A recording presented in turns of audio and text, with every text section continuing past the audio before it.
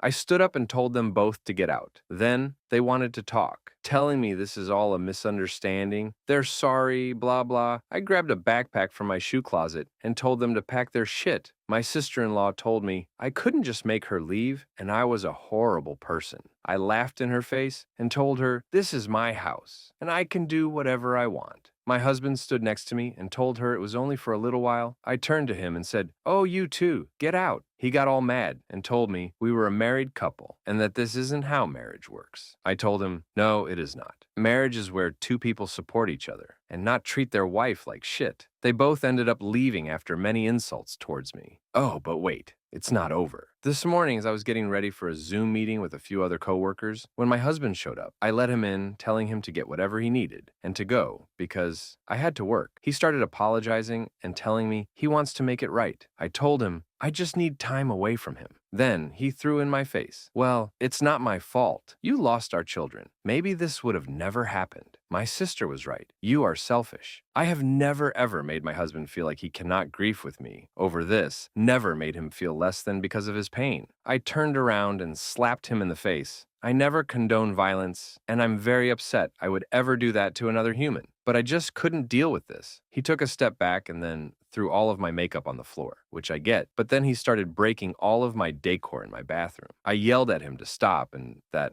I was sorry. But he just kept going, even going as far as punching a hole in my bathroom wall. It was like I was seeing all of his bottled up emotions from our children's death come out. But he went too far. When he tried to grab me yelling in my face, I kicked him off and told him to get the fuck out. He walked out of the bathroom, and I watched him break a few more items as he left. The second he left, I had a panic attack. Looking at the mess he made, to even just seeing how much he hid his pain, I called my mother and told her everything that has been happening. I don't talk to my family much due to some past trauma with them. She told me she was on her way. The second she got here, I just broke down and she held me. Then she stood up and started taking pictures of everything he broke. I asked her what she was doing and she turned to me and said, "We're suing this POS." I honestly didn't even argue. I was so hurt by everything my husband did to me. My mom packed up my computer and I grabbed a few outfits. My mom and I drove to a hotel, and she insisted on staying with me while I finished up work. My mom called a locksmith, and my attorney, I will be divorcing him as well. So there it is. Here's the update everyone has been waiting for.